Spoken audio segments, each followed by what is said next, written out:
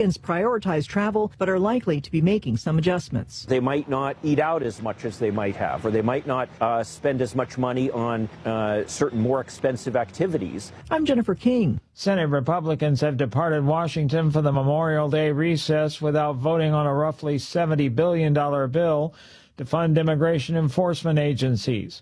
Voting on the bill was abruptly called off on Thursday. Republicans are debating whether to try and block a new $1.776 billion settlement fund to compensate Trump allies. They failed to reach a resolution after a tense meeting with Acting Attorney General Todd Blanche. On Wall Street, the Dow up by 276 points. The Nasdaq rose 22. More at townhall.com. If you're considering investing in precious metals, don't wait. The Iranian conflict seems to be nearing an end, and the time is now to position your retirement for massive growth. Advantage Gold is America's #1 precious metals company, and they want to send you a free gold and silver investor guide valued at $49 when you call 800-900-8000. Plus, you'll get a free copy of economist Ken Rogoff's book, Our Dollar, Your Problem. Our specialists can help you open a new account or transfer funds from an existing IRA, tax and penalty free, and show you how a gold-backed IRA can put real, tangible assets into your retirement portfolio. Markets react to news cycles, but gold has maintained its value through inflation, volatility, and economic uncertainty. When the purchasing power of the dollar declines, that's when investors turn to gold and silver. Make your move now. Call Advantage Gold at 800-900-8000. Results may vary. Consult your financial advisor before investing. Call 800-900-8000. That's 800-900-8000.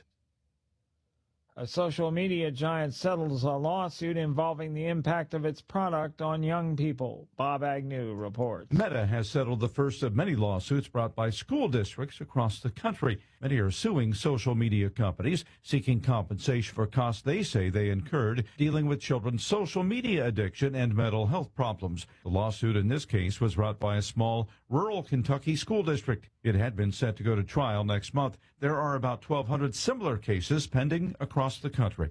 Bob Agnew reporting. A Texas board has suspended the nursing license of Camp Mystic's co-director in a scathing order that accuses her of not helping children evacuate during last year's catastrophic floods.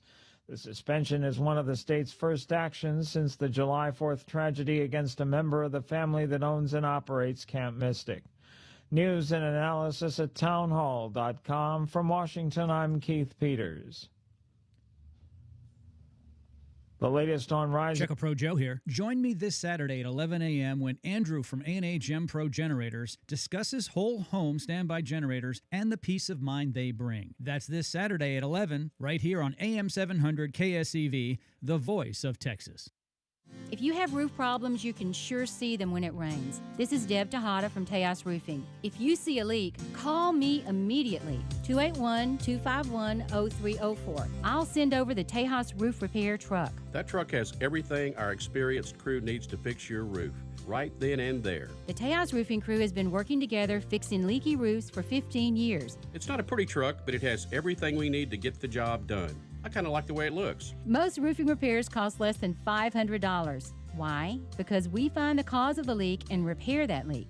We won't try to sell you services you don't need. And we'll fix it right away because everything we need is in our truck. Don't put off fixing a leaky roof. Call me at Tejas Roofing and I'll send over the truck. 281-251-0304. When you think of roofing repairs or a new roof, think Tejas Roofing, your Houston roofing company. 281-251-0304. That's Tejas Roofing, 281-251-0304. Alex Mueller, the Trump-endorsed conservative for Congress. President Trump calls Mueller an America First patriot with the wisdom and courage to defend our country, like she did as a combat-decorated Army officer. Raised to serve, trained to lead, proven when it matters most. Alex Mueller knows jobs, energy, innovation, and American dominance. She'll help Trump keep our streets safe and our border secure.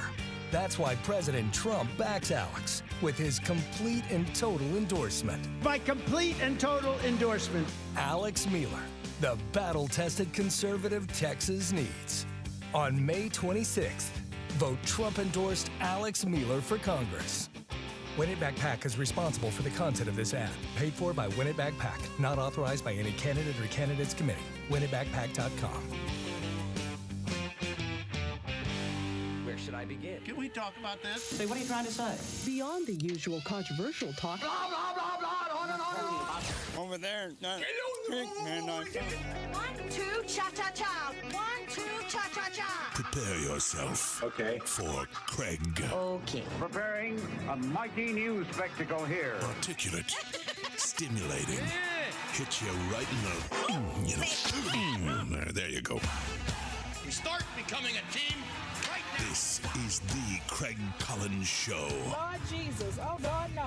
Start talking. Talk fast. This station is now the ultimate power in the universe. Now your host. He's a good man. Craig. That's right. It is the Craig Collins Show, KSEV, KGBC, the voice of Texas. Thrilled to be with you. So much stuff out there to talk about. A couple quick things that are just, I guess, housekeeping, is that's what you say. If you call in, you'll talk to producer Phil. He's hanging out here today on the show, taking your phone calls for anyone that wants to contribute. And then also Angela Box, a guest and a friend of mine, will be on at about 6:15 to talk about a whole bunch of stuff out there in the world of news and, honestly, a bunch of Somali stuff. Obviously, there's some things that are political here in Texas that are becoming a big deal. I even heard Chris X, the show before this one, mention, I should probably turn the camera on too, by the way. I do have it there. There we go. I did hear Chris X mention a little bit about the railroad commissioner race and Jim Wright and Beau French. Jimmy X had called into my show. I think that must have been earlier this week. Asked me, and at the time I said I didn't have all the information. I didn't feel as comfortable as I do now, having dove a little bit deeper into that race, because I don't vote till Election Day, by the way. So any sort of research I planned on doing would have been over this weekend, outside of just stuff I do for the show.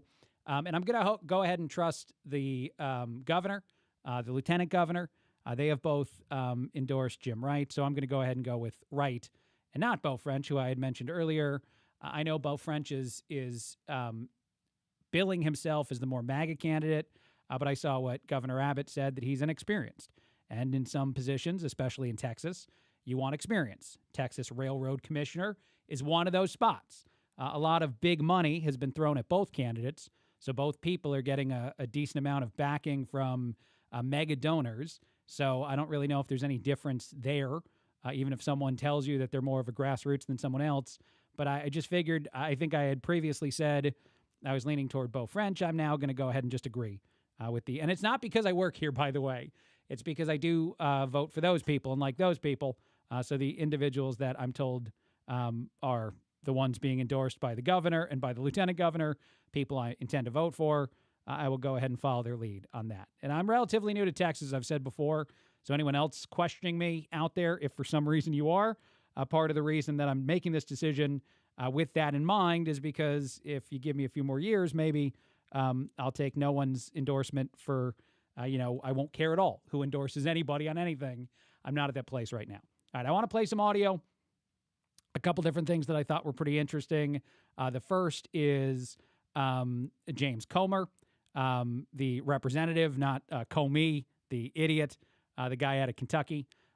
He was talking about the Somali fraud and Ilhan Omar and just so many things that seem like we should really be getting to a place where people are in a whole crap ton of trouble that unfortunately they are not in quite yet, but they should be in. Ilhan at the top of this list. Here's part of what the House Oversight Committee chair has to say about some investigations going on there. Yeah, it's interesting, Congressman, that you say people being held accountable, because Congresswoman Ilhan Omar says, and I'm quoting here, I'm going to play the soundbite, that you have not investigated anything. Here's her. Watch. House Republicans looking into the net worth of you and your husband. Are you cooperating with that investigation and providing the documents? There's nobody looking into anything. They're just saying those things to get interviews with you guys. There's nothing really happening. They're saying it's a red flag. He hasn't investigated anything. He hasn't done anything. He hasn't referred me to anybody. He's just saying that so he can get TV interviews, because you guys will only talk to them if they say something about me. Says you haven't investigated anything, Chairman. It's basically all for attention. Yeah, she's she's delusional and she knows better.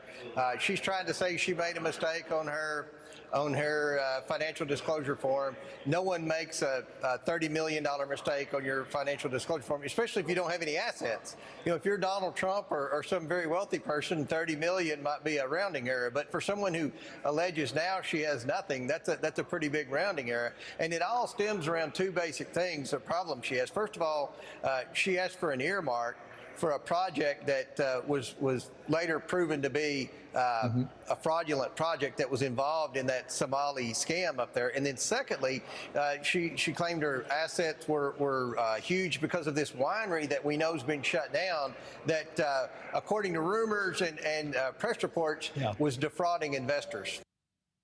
Yeah, so right there you can hear a whole lot of what they actually think is going on, how this matters, how this is important, and how inevitably I think you got to hold a whole lot of people accountable.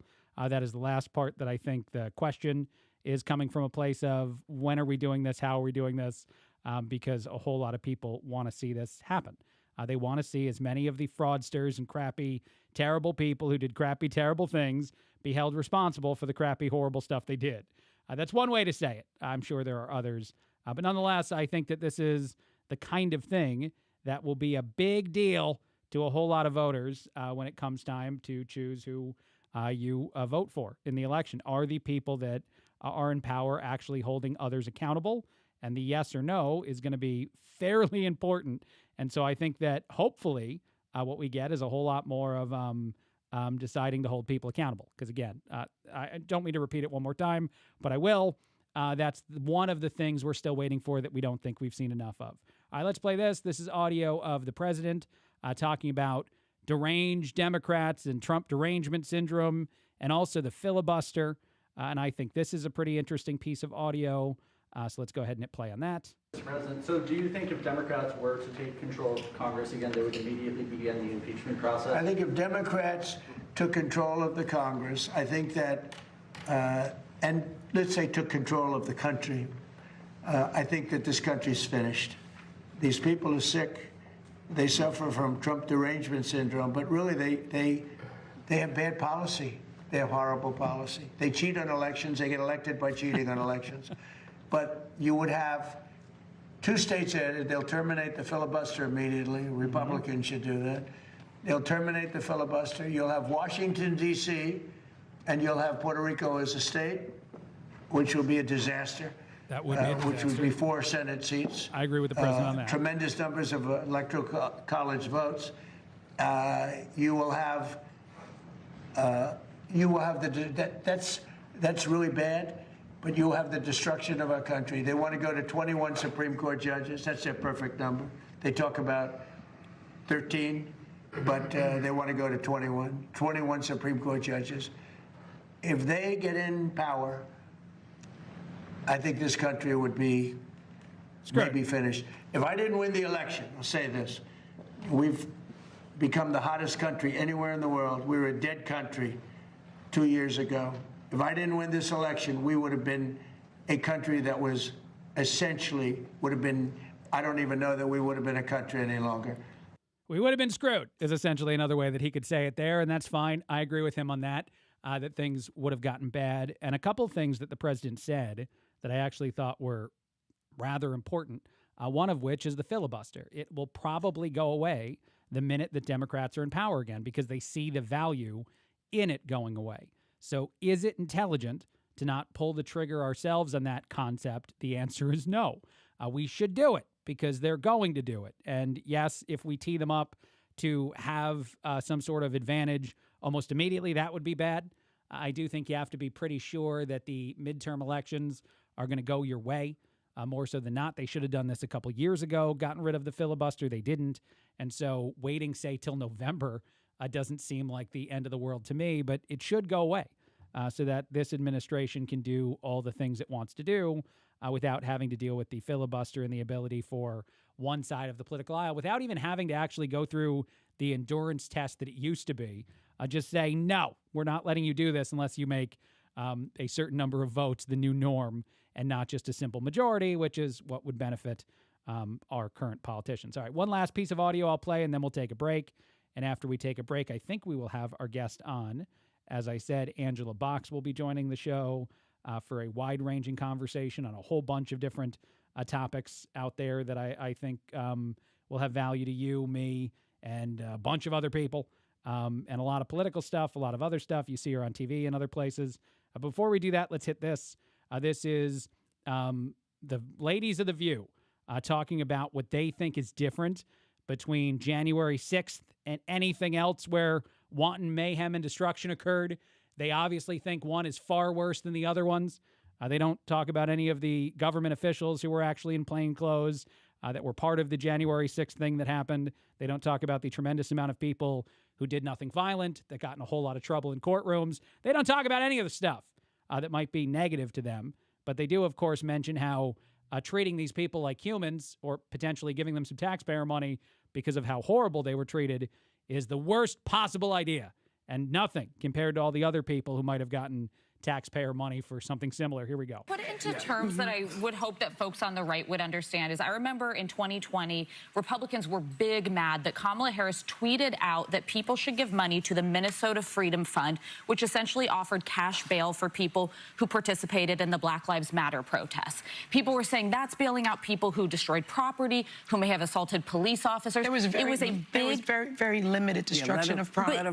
It was a very significant rallying call on the right. And I do think it hurt Kamala Harris's chances in 2020 in that election. She ultimately dropped out. This is that on steroids. We saw with our own eyes what happened at the Capitol. We know that people were not just charged, they were convicted of assaulting police officers. They've since had their sentences commuted or been pardoned by the president, but now they're going to get financial compensation. Like, make that make sense to me. We have to try to be a little more consistent, but I actually do think this... I'll stop it for a second and help it make sense to you, because the president has repurposed some funds that he can then use for something that he sees more appropriate than whatever those funds were earmarked for.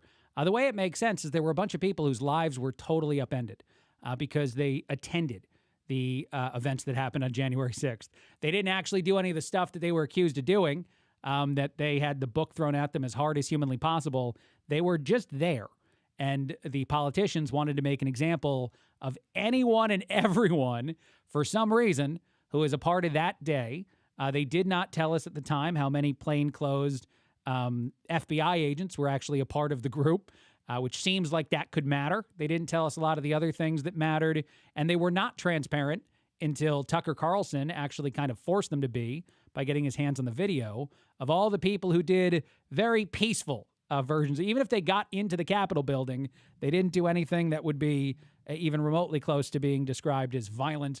They essentially went on a short walking tour they shouldn't have been on, and then they left. And these people all got thrown in jail and other crazy, horrible stuff happened. So giving those individuals some amount of acknowledgement of how poorly they were treated actually does make sense to me. But let's let the rest of the ladies of The View get into how horrible they think this is. I know that wasn't your suggestion, but, you know, people that watch our show take away different things. So I just want to make that part clear. There were very limited destruction of property and violence during the uprising, the Black Lives Matter uprising. And no threats to the president. No threats to the president. Probably disagree on property damage, but we don't need to relitigate 6 years ago. Yeah, we definitely disagree on property damage, by the way. There was a tremendous amount of property damage that occurred. Sorry, continue. I will say is that in terms of the January 6th insurrectionists and rioters, it was 100% conviction rate. None of the appeals were successful. And so those were adjudicated properly. And what is interesting to me about... Can you explain adjudication, please? Adjudication means it went through the courts. Sometimes it went through all the court system, and none of the appeals. No, the court system never makes mistakes. They never have problems. There's never, say, certain juries in places like Manhattan who would convict someone of doing something that no other jury anywhere would find them guilty of. That doesn't occur. How dare anybody talk about that? Liberal judges don't let people out of jail all the time that go and hurt other people. That never occurs. So the judges are infallible, essentially, is the argument there. But I just think this is such a crazy thing to be so up in arms about, to be so angry about, that potentially people who really faced a whole lot of punishment for crimes that didn't fit the punishment they were receiving may inevitably benefit somehow at this stage from the government. They certainly didn't benefit a short time ago. It was certainly very bad and not at all fair or good. So I just think that's sort of crazy. Here, I'll play something that Trump said about the $1 billion security fund, how things might actually go to the ballroom as well, but there might be payments for other people. This is the thing that the ladies on The View are talking about. Backlash among the Senate Republicans to some of the other priorities, the ballroom and the anti-weaponization fund. You clearly still have a stronghold in the Republican Party. Your candidates did very well this week during the primaries, but are you losing control? My candidates did well. Not all candidates did well. But are you losing control of the Senate, sir? Are you losing control of the Senate Republicans? I don't know. I really don't know. I can tell you, I only do what's right. I don't need money for the ballroom. You know, I'm making a gift of the ballroom. This is the biggest misreporting that I've ever seen. The ballroom is being built. It'll cost. It was going to be $200 million. I've doubled the size of it because we need it, and it's being done in conjunction with the military and with the very much in conjunction with the military and Secret Service. We're on time, on budget. It's going beautifully. I have all the money I need. It's gone amazing. We're making a gift to the United States. They came along and they said we want to make it the White House overall more secure, and I understand that. Not for me, because I'll be gone. You know, I'll be gone, and you'll have somebody else in for hopefully hundreds of years. But that's what they're doing it for.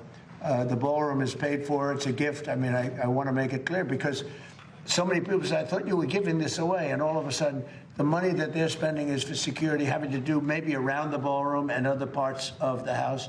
But this is not for the ballroom. The ballroom is being. You're lying. Essentially, I can sum that whole minute and 30 seconds up to media is lying once again. Anybody who says certain things is lying and not telling the truth, et cetera, et cetera. This is the problem we have very, very often. And it's predictable and it's consistent. And so what are you going to do about it? As far as one more time, I want to say this, money potentially going to people that were impacted by being a part of January 6th and then having their lives upended by a really vicious process to try to punish many of them well beyond whatever the crime they were actually accused of was. Because there were several people who were punished just for physically being outside. Like there were a lot of people who got in a lot of legal problems that truthfully didn't have any intention of harming anyone. I don't know how to say that differently. But so I don't have the problem. I don't want us to recklessly spend money, taxpayer money, on anything. I would like the government to do very little of this at all stages if we possibly can. But occasionally, when we do something wrong, we make it right. And so even though the president really didn't address that much, if that is to happen, I think you do need to actually hear the story of the person, what they went through, what they were accused of doing, what they actually did, and then how much money they get. To talk about it in a very general sense does a real disservice to the reason that something occurs. And a lot of people who do that, they oversimplify something intentionally to get us to a point where we're barely talking about any of the details of these topics. They're doing that because they know the details are not on their side, that they don't benefit their position, their belief, their way of trying to convince you that the things they're screaming from the rooftops are the most important, the most honest things they can say. They know that. They know they're being dishonest because they refuse to put more details out there that should always be considered bad. All right, we're going to take a break. After this break, we're going to come back. We're going to hopefully get a guest on remotely that will be talking about just a bunch of the different stories of the day. Angela, you can find her a lot of places. We'll give all the social media pages and whatnot out in just a little bit. But this is the Craig Collins Show, KSEV, KGBC, the voice of Texas. Hi, I'm Tommy Mello with Garage Door Doctors. My mom recently moved into a new home with a builder-grade garage door. Noisy, flimsy, and not built to last, so we're fixing that. Mom, you're my hero. When I was growing up, she worked 3 jobs just to save our house. And helped you build this company. Now I'm giving her a beautiful new garage door that's built to last. The garage is 40% of your home's curb appeal. When it looks good and it works great. Life is good. Thanks, Tommy. From repairs to upgrades, call Garage Door Doctor today.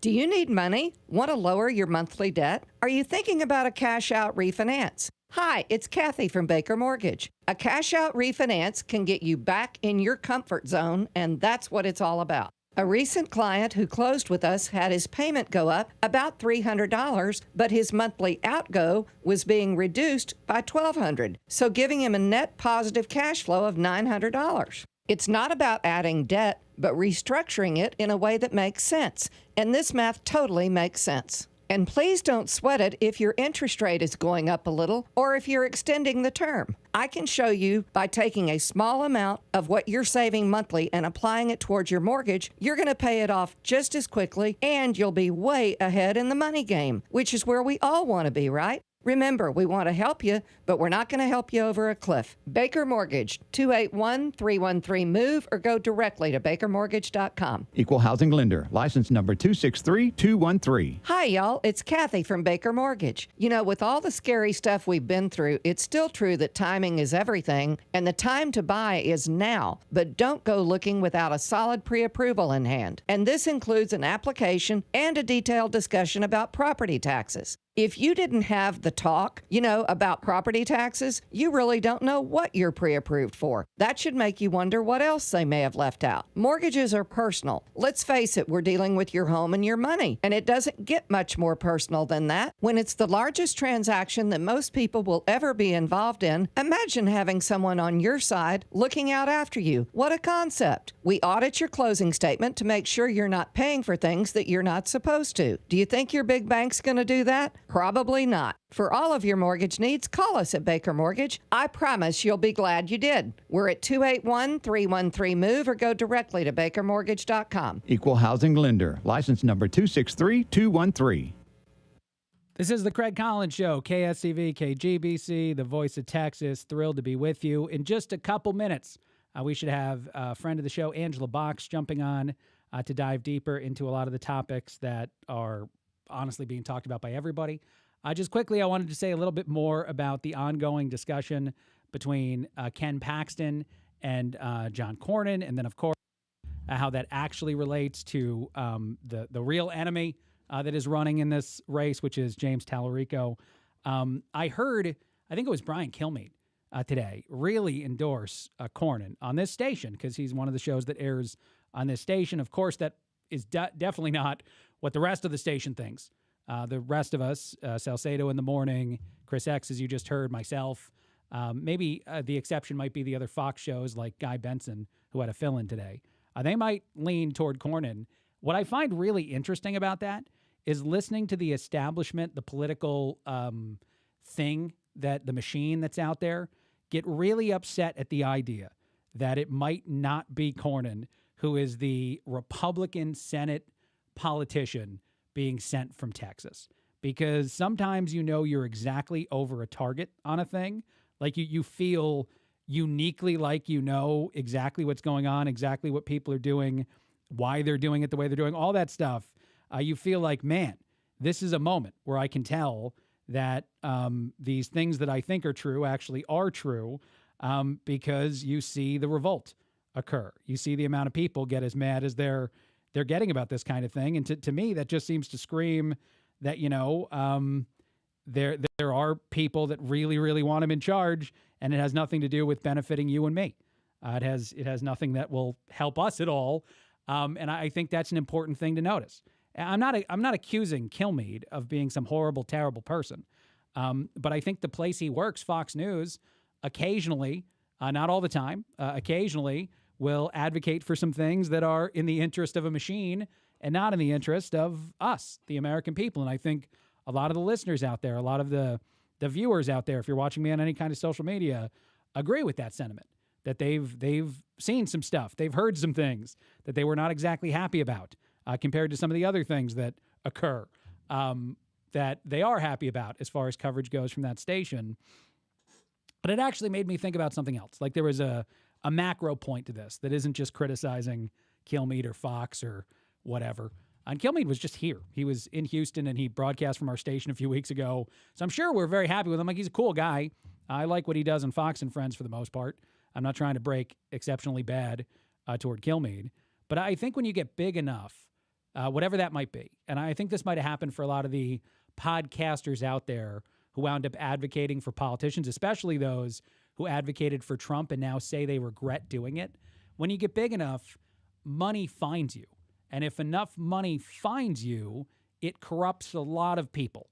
There's a lot of individuals out there, the Megyn Kellys, the Tucker Carlsons of the world, that some people scratch their head and go like, why is this person so anti-Trump now? Why are they changing their views so much in just a short time?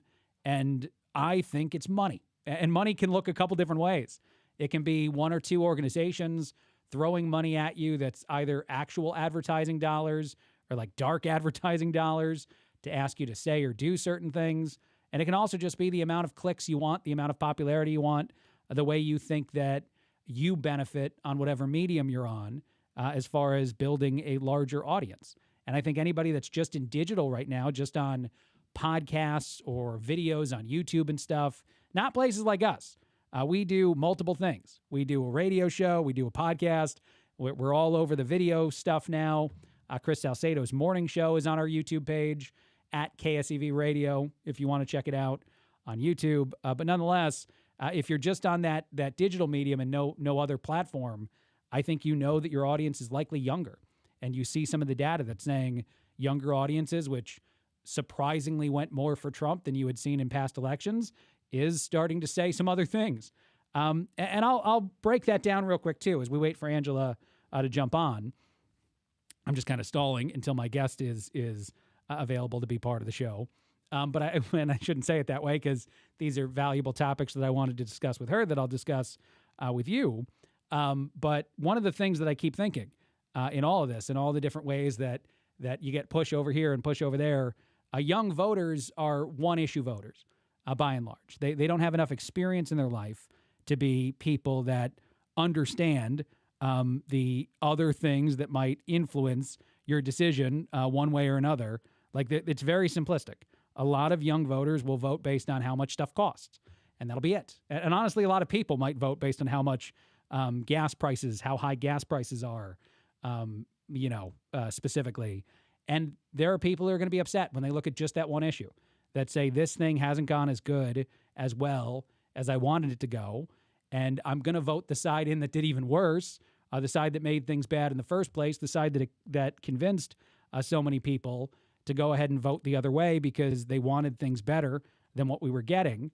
The crazy thing to me is you lived through that, you experienced all that, now you're going to put them back in power because it's so short-sighted, it's so illogical to do that you have to be a one-issue voter. You have to be someone that barely pays attention to this sort of thing.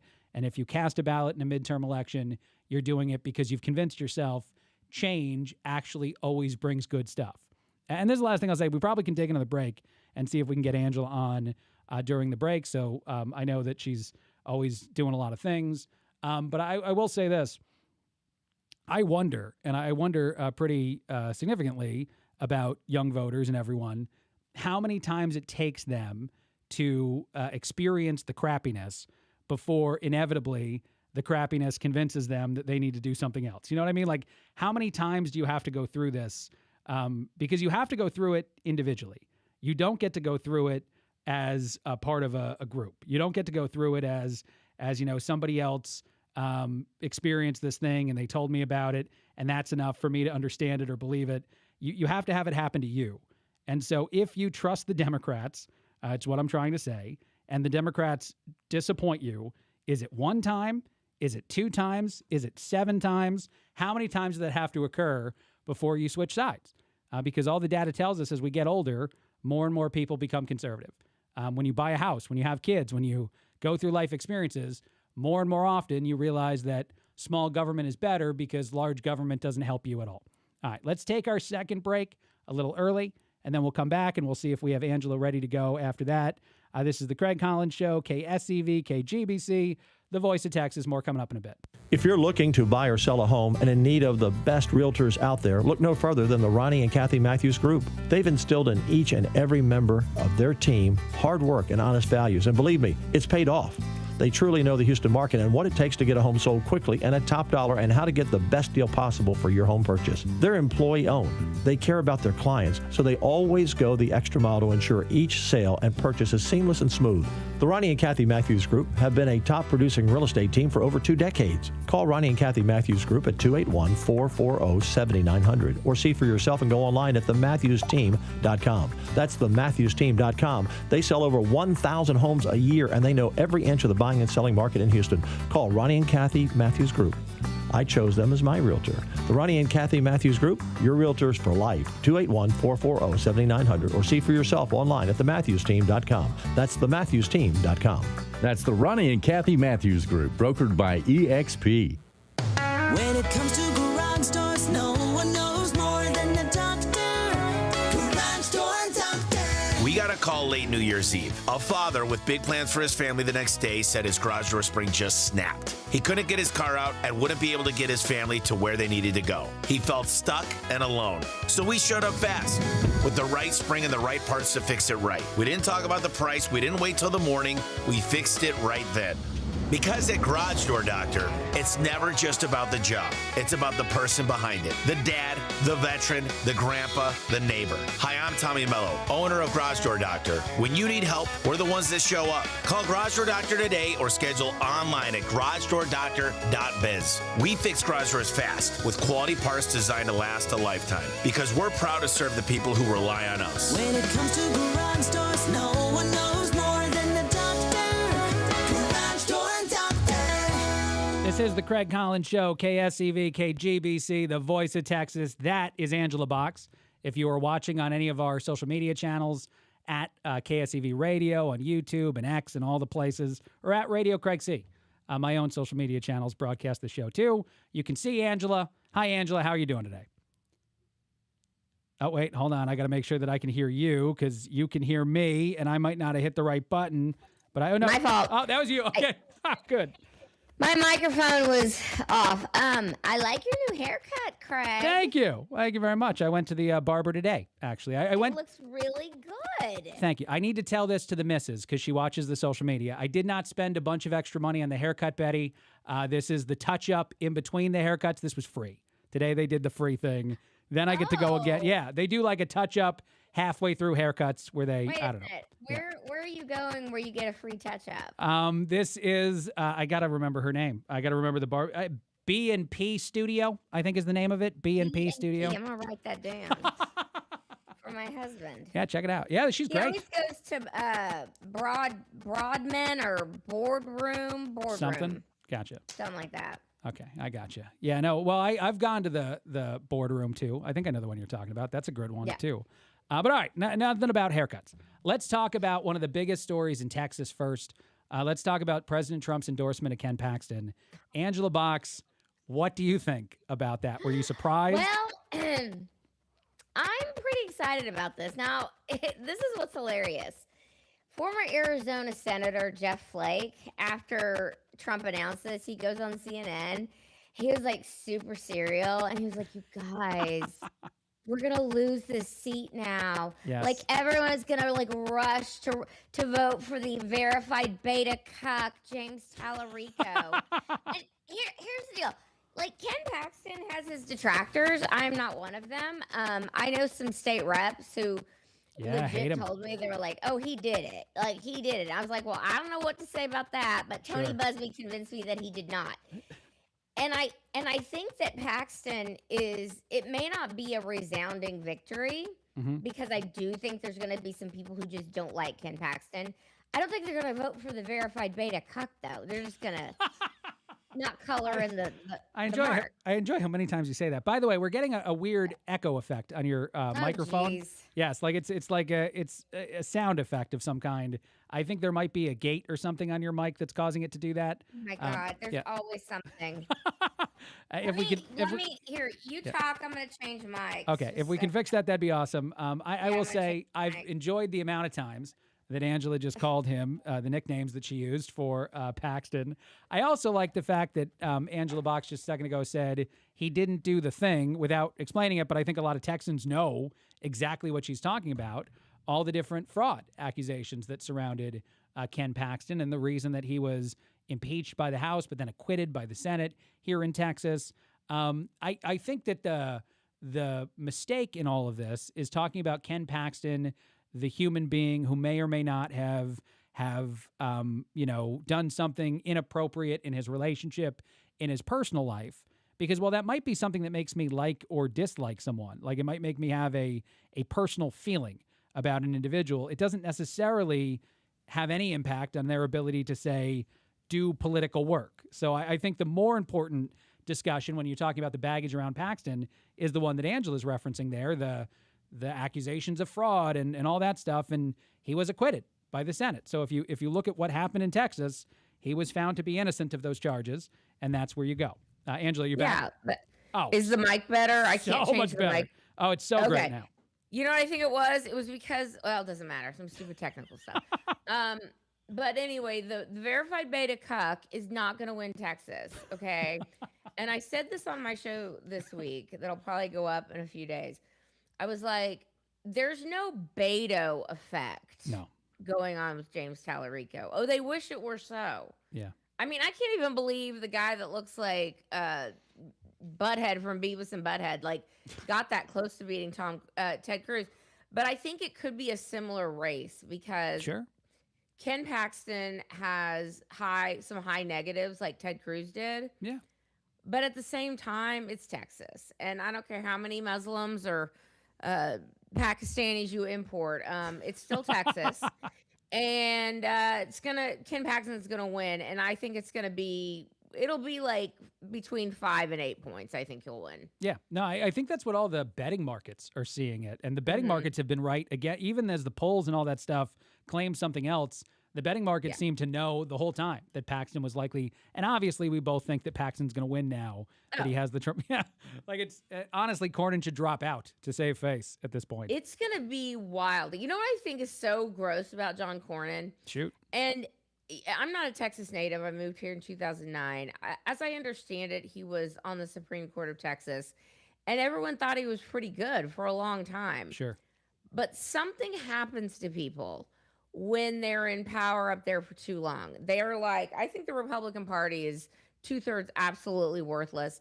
They're perfectly fine being in the minority. Yeah. They just want to be invited to the parties. And they're like, we're not like those other people. Please don't be mad at us. And John Cornyn, unfortunately, especially now that he's in leadership, has become one of those like true swamp dwellers. And the tell, of course, is the fact that he could not be bothered. He could not bestir himself to push for the SAVE Act to be brought to the floor because Johnson's like, it's not going to happen. We're not getting rid of the filibuster. It's like, okay, when's your election, John Thune? Because look for some endorsements against you. But the only reason he did that in the last, 6 weeks is because of this race. Yes, 100%. You know, talk about such a genius move by Paxton to say, pass the SAVE Act and I'll drop out. Because it was so intelligent to see that coming, as you said. But let's talk about another animal to it, or another avenue that I think is important, because you just mentioned him, Thune. Thune is in the news a lot right now. A lot of people are talking about how terrible he is at so many different things because he just let people go on vacation again, right? That just happened, and they should be voting on stuff. They should be working. I don't know why the hell they're on vacation. I have my theories about John Thune. And I'm just going to couch this by saying all of this is my opinion. And I can't remember if you and I talked about this last time when my camera was completely glitching. And God, I hope it's better this time. It's so much better. You're great. Okay, thank God. Yes. It's been quite the excrement show over here trying to get everything to work. But my theory about John Thune, years ago, we heard a lot about him. Especially as he was coming up. And I was like, wow, this guy's really attractive. He seems conservative. Sure. He's got a little bit of that juice, a little bit of that oomph. And then he just kind of stalled until he became leader. Yeah. My theory is, my opinion, he couldn't keep it in his pants. Otherwise, he would have run for president and he would have had a good shot to win. In the George W. Bush era. Yes. Today, not a chance in hell. Yes. A couple things, Angela, that I have just now noticed, and I think I'm going to say it. And I noticed this last time I talked to you. You are willing to say some things in some ways that I'm not going to say them. It's not that I disagree with them, and I really enjoy hearing them, but I might not be the one to use the exact words and phrases you use. So you're such a great guest to have on because you'll say some of that stuff. I should have you on the Dana Show. I'm filling in on the Dana Show tomorrow and on Tuesday. I should have you pop in and do that show with me. Hell yes, you should. But anyway, the other thing that I was thinking about is I think a lot of politicians might inevitably have that challenge that you just mentioned a second ago.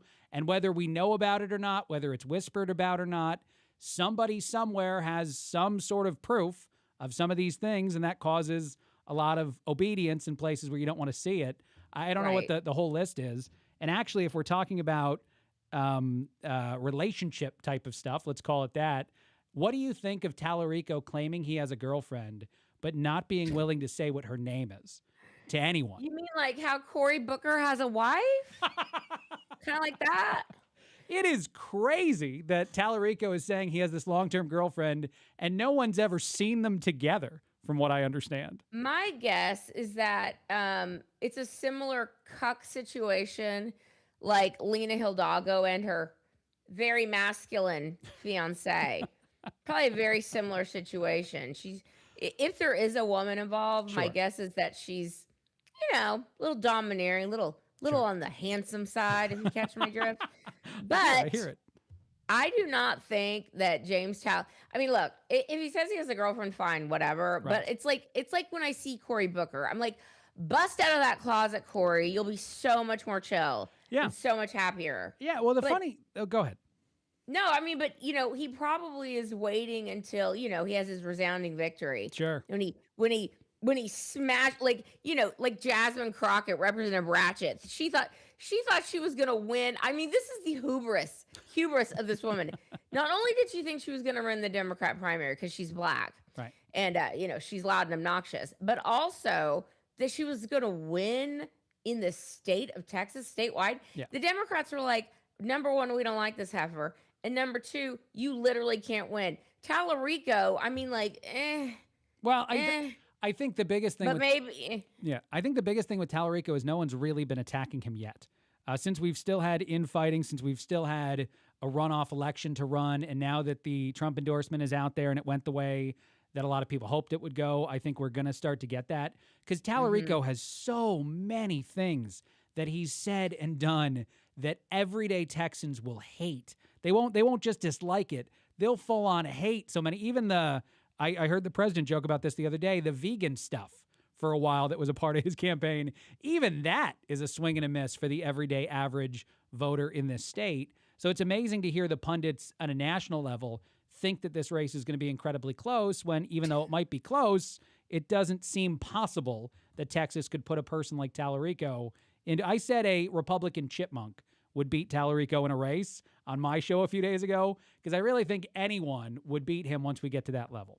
I mean, I could beat him, and I would be a terrible candidate. So no, I think you'd be great, actually, Angela. I'd be the literal worst because let me tell you what campaigning is. Campaigning is calling up, asking for money, and knocking on doors. Yes. And No, that's not for you. No. So tell me, you do a podcast, you're on television a lot, people see you on Fox a lot. What are some of the topics you've been talking about? Is there anything specific you want us to get into on the show?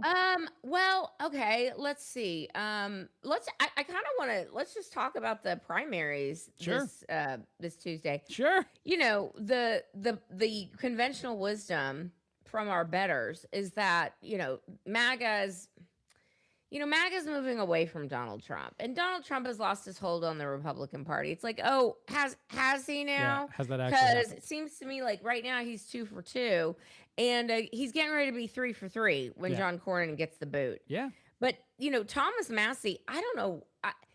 This whole Epstein thing is really boggling my mind a little bit because it's like, what else do you want him to drop? Like, he's released all the files, at least that we know of. Yeah, unless they're holding some files back that have actionable intelligence in them, where they can actually create cases against people that are, within the statute of limitations. Having a random email with pedophile code words like pizza and cheese with randoms and whoever. It's like, that's not an actionable prosecutor. No. You know what I'm trying to say? Yes. You can't prosecute someone on writing an email without evidence. Right. Yes. No. So Thomas Massey and Marjorie Taylor Greene, who's lost her damn mind, along with Tucker, along with Candace Owens. She makes me absolutely sick. Sure. Marjorie got her panties in a twist because Trump, she wanted to run for Senate in North Carolina, and Trump said, listen, you're polling at 12%. I'm not endorsing. Sorry. Yeah. I want to win. Yeah. That's the reason she left, not because of Epstein. Because again, Trump is the only president that ever did jack about anything regarding Epstein. It's like, what are you talking about? I don't get it. I think there's something else going on. Sure. I agree with you. Well, here, let me say this about something you said. Trump is crushing the primary races. It's not just the Cassidys and the Masseys of the world. Yeah. He is crushing things across the board. Indiana had a bunch of people who refused to redistrict, and then they all got fired for Trump-backed politicians. So you're seeing this in so many places right now. You're likely to see it here in Texas in a very short amount of time. And so it absolutely says the thing that you're saying. And what I think is amazing is that people are repositioning this to be about the Epstein files, because it seems to be the only thing mainstream media has that they believe can reach the conservative voter. And you just laid out perfectly why it actually shouldn't reach the everyday conservative voter. All the files have been out there, everything that we have. The only person who hasn't been in a lot of trouble that they wanted in trouble in mainstream media is Trump. He has not been entangled in that. And it's not just about that. Massey so often said he was so Republican, he couldn't vote with Republicans on certain issues. There were things where he'd constantly fail. It was not, to me, as simple as saying he just was so interested in the Epstein files, him and Boebert, that they're going to be kicked out of office. It's far more. It's a lot of things that are preventing this administration from doing some of the other work they'd like to do. And if it gets tighter, if Republicans somehow succeed in the midterms, but things are closer, you can't let those people stay. They just, ruin your potential advantage by acting the way that they do. So they had to go. And I just think it's so interesting that it has to be reframed as a one-issue thing, because it's the only thing mainstream media thinks is still reaching the side they're trying to upend. Yeah, I mean, it's like there's so many more things that we could be talking about. Yes. Like for example, the fact that the other day, this warmed my cold dead heart for sure. The Congressional Black Caucus had a little meeting, and they had a press conference, and it was so important that I could not find this thing online to save my life. I went to ABC News. I went to all over X. I could not find like a video of this. So I'm like, what kind of nonsense were they actually spewing? But the long and the short of it is, they're like, you guys, I want to brace for impact. We're going to be losing perhaps a third of the Congressional Black Caucus. Yes. Say it ain't so. Because, the SCOTUS decision with the Calais decision, it's like, oh, so getting rid of racial gerrymandering is racist, according to these people. That makes no sense as a sentence. Continue, yes. No, it's like, I understand now why we can't find video of this press conference. You know what I'm saying? I mean, in the race, like with Al Green, for example, that clown, I'm like not even low key rooting for Christian Menifee. I'm like, go Christian, go, because this asshat, for lack of a better word, has been darkening the doors of Houston for decades, and for some reason, he keeps getting reelected, just like Sheila Jackson Lee did. The most hated boss in Congress, Sheila Jackson Lee. But yet they think they're entitled to these seats, and it's like, listen, you look at like a Wesley Hunt, a Burgess Owens, a Tim Scott, a Byron Donalds, and there's Mia Love when she was alive.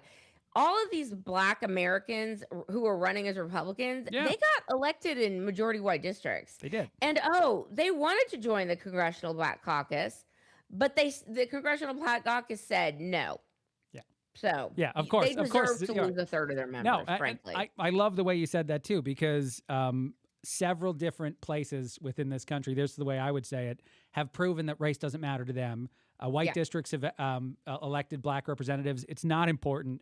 it can't be a way that we draw certain districts, and yet it was for so long. It was an intentional misinterpretation of a law that meant to protect people's right without circumventing it the way that they did. And so it going away was a win for civil rights, for everybody that wants everyone to be seen equally. And it's crazy to hear the way that they act about it now, because it just proves a thing that I think both you and I know, and a lot of the audience knows. There's never an honest bone in the bodies of people who make these arguments sometimes. They just slant everything in any way they can to benefit. It has to be about race and sexism and all this stuff. It has to be about that stuff, because to talk about the actual issues themselves, they can't win the argument. So they have to emotionally manipulate you to believe somebody's hateful. And then the president almost gets killed a third time because of some of the things they say. Yeah. And I think it's hilarious when you look at how y'all go look at a map of a current, black majority district. It looks like something that's coming out of your small intestine.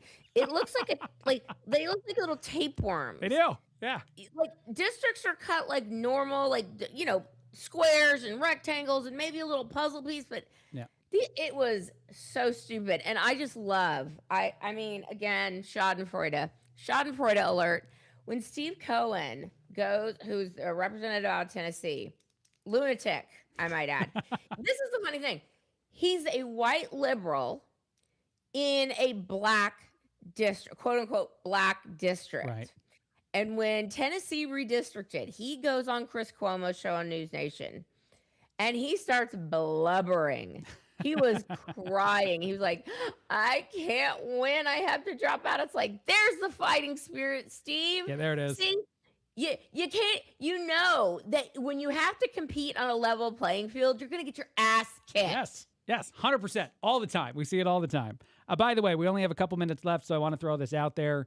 Angela Box can be found at Facebook, The Box That Rocks. No. Everything is. We changed the whole thing. Okay. Everything is at Angela Box Show. Gotcha. So on Instagram, on all these places, on Twitter, at Angela Box Show is the best way to find her content on YouTube, which you're doing a lot of YouTube shows. And then you pop up a lot on Fox here in town, right? Yes, okay. I do. I love those people over there. They've been very good to me.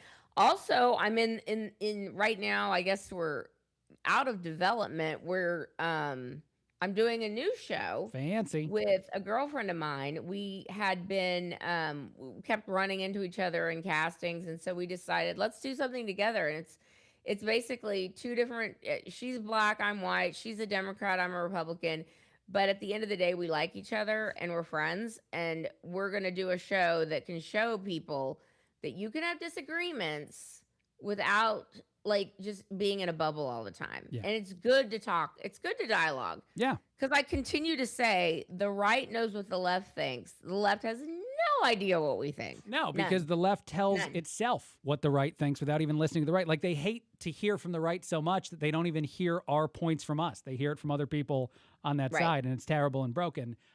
So I imagine you don't struggle with this at all. Your co-host never struggles with being friendly with you. There's never a moment where the Democrat insider tries to take over? Not so far. Good. That's awesome. We've not published our first episode yet. We're kind of still tweaking things, but good. I mean, she's super cool. She's dope. I think people will like her, and that's the thing I want too, is for maybe her side to be like, I like her, and then my people are like, I like her, and we can disagree, we can laugh, we can have fun, and it's called The Box and the Bee, and you can go follow that too. But it's cool. B is B-E-E-E. There's 3 E's. I got you. The Box and the Bee. Yes. Okay. Yes. And that is debuting when again? When did you say? We're hopefully going to be launching soon. Cool. It's a girl named Stacy B on Instagram, B-E-E-E. Cool. We're about to run out of time. We're about to get out of here. Thank you so much, Angela, for everything. You're awesome. You're great. Thanks, Craig. It's the Craig Collins Show, KSEV, KGBC, the voice of Texas. We are out of here. Go ahead and hit the... You're listening to the voice of Texas, AM 700 KSEV Tomball.